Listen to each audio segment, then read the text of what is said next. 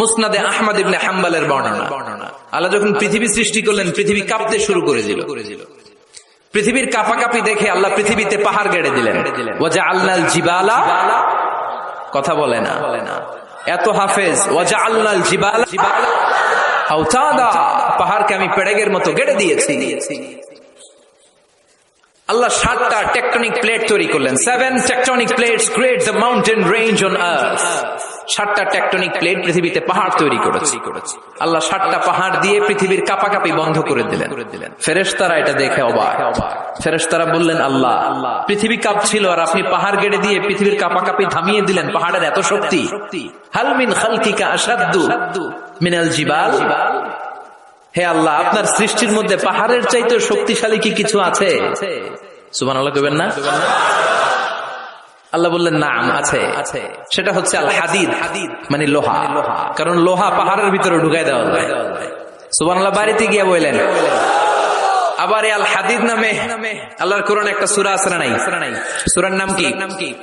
সবাই বলেন, ওয়া আনজালনাল হাদিদা ফীহি বা'সুন শাদীদ।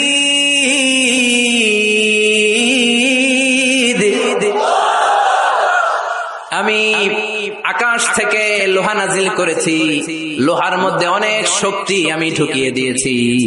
ওয়া মানাফিউ লিন-নাস, আবার লোহার ভেতরে মানুষের জন্য উপকার আছে না নাই? এমন কিছু বানানো যায় না লোহা ছাড়া। এই যে মাইক বানাইছে, লোহা ছাড়া নাই। ঘড়ি বানাইতে লোহা, বাড়ি বানাইতে গাড়ি, কম্পিউটার, প্লেন, রকেট, বন্দুক। সুবহানাল্লাহ কইবেন না? সব কাজে লোহা লাগে। আল্লাহ বললেন, লোহা পাহাড়ের চাইতেও শক্তিশালী, পাহাড়ের ভেতরে আমি লোহা গেড়ে দিয়েছি। ফেরেশতারা বললেন, মাবুদ, বুঝলাম পাহাড়ের চাইতেও লোহা বেশি শক্তিশালী। হাল মিন খালকিকা শাইউন আশাদ্দু মিনাল হাদিদ।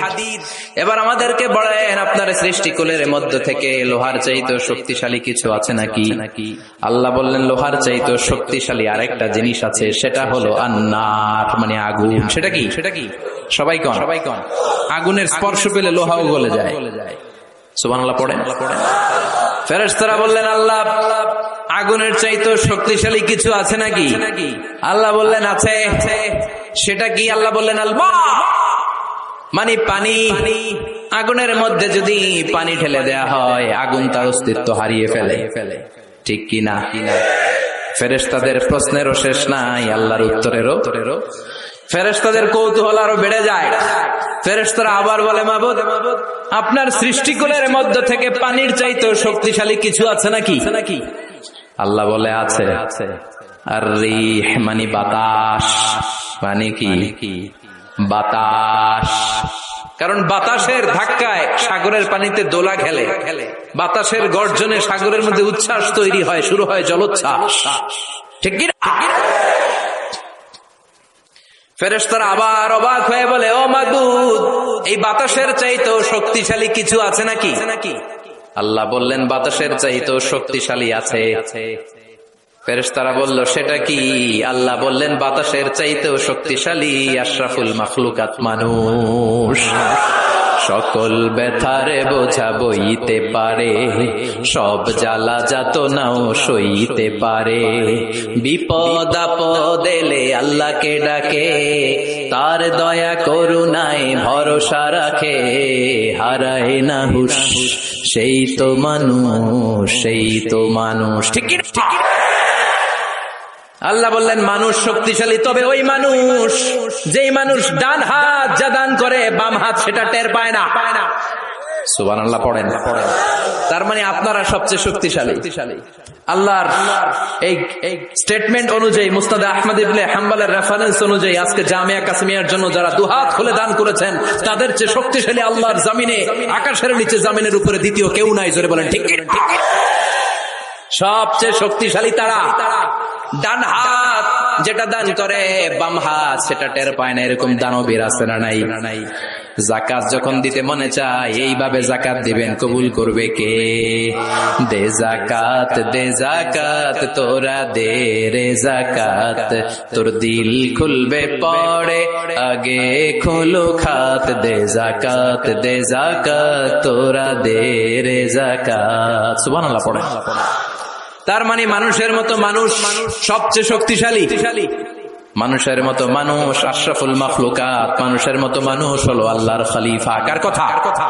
সূরার নাম আরো জোরে পড়েন, আউযু বিল্লাহি মিনাশ শাইতানির রাজীম, বিসমিল্লাহির রহমানির রহিম। হাল আতা আলাল ইনসানি হিনুম মিনাদ দাহরি লাম ইয়াকুন শাইআম মাযকুরা। সুবহানাল্লাহ। কষ্ট হচ্ছে? আর কয়েক মিনিট একটু বসে থাকা যাবে না? যাবে যাবে যাবে যাবে। উঠা বসা করবেন না তো? এখন যেমনি চুপচাপ, পিন ড্রপ সাইলেন্ট, পিন পতন নীরবতা, আরো কয়েক মিনিট এরকম থাকবেন? উঠা বসা করবেন না তো? যেহেতু জাফরি হুজুর বলেছে আমরা সব সময় দোয়া করি না, হাত তুলে এভাবে মোনাজাত অফিসিয়ালি করি না, কিন্তু 3 দিন ব্যাপী যেহেতু সমাবেশ, হুজুরের নেতৃত্বে আমরা সংক্ষিপ্ত একটা দোয়া করে একসাথে বরকত নিয়ে বিদায় নিব ইনশাআল্লাহ। পড়ে হুজুরের হাতে দোয়া না নিয়ে কে কে চলে যাবেন একটু হাত তুলে দেখা, দোয়াতে শরীক না হয়। আগে আগে ওই আল্লাহর ওলিদেরকে একটু চিনে রাখি। থাকবেন সবাই থাকবেন। আপনারাও যেহেতু আদা করেছেন, আমি বেশি লম্বা সময় নিব না, অল্প 2 মিনিট কথা বলে, 2 মিনিট কথা বলে। ঠিক আছে ইনশাআল্লাহ। তবে ওয়াদা যেহেতু করেছেন, ওঠা বসা করা যাবে। তাকবীর পড়েন, লিল্লাহি তাকবীর। আল্লাহ বললেন, হাল আতা আলাল ইনসানি হিনুম মিনাদ দাহর লাম ইয়াকুন শাইআম মাযকুরা। প্রতিটা মানুষের জীবনে এমন একটা সময় এসেছিল তখন উল্লেখ করার মতো সে কিছুই ছিল না। কার কথা? প্রতিটা মানুষের জীবনে একটা সময় এসেছিল উল্লেখ করার মতো সে কিছুই ছিল না। এই যে হাল দিয়ে আল্লাহ শুরু করেছেন, এই ইস্তেফহামটাকে বলে ইস্তেফহাম তাকরীরি। এখানে হাল বিমানা ক্বাদ, হাল আতা ইয়ানি ক্বাদ আতা আলাল ইনসান হিনুম মিনাদ দাহর, ওয়া ক্বাদ লিতাহকীক। কদ আসে সুনিশ্চিত একটা ভাব দেখানোর জন্য। সুবহানাল্লাহ পড়ে। তার মানে আল্লাহ বললেন প্রতিটা মানুষের জীবনে এমন একটা সময় ছিল, লাম ইয়াকুন শাইআম মাযকুরা, তখন মানুষটা উল্লেখ করার মতো কিছুই ছিল না। এই আল ইনসান দ্বারা আল্লাহ কি বুঝিয়েছে? অনেক তাফসীর এসেছে। কেউ বলেছে ইনসান দ্বারা উদ্দেশ্য হচ্ছে সাইয়েদনা আদম, আবার কেউ বলেছে ইনসান দ্বারা উদ্দেশ্য হচ্ছে পৃথিবীর সব মানুষ। সাইয়েদনা আদম যদি ইনসান দ্বারা উদ্দেশ্য হয় তাহলেও ঠিক আছে। আদম আলাইহিস সালামের জীবনেও এমন একটা লম্বা সময় ছিল উল্লেখ করার মতো তিনি কিছুই ছিলেন না। সুবহানাল্লাহ পড়ে। আদম আলাইহিস সালামকে আল্লাহ নূর দিয়ে বানাইছে, তাই না? হ্যাঁ, কি দিয়ে? আরো জোরে।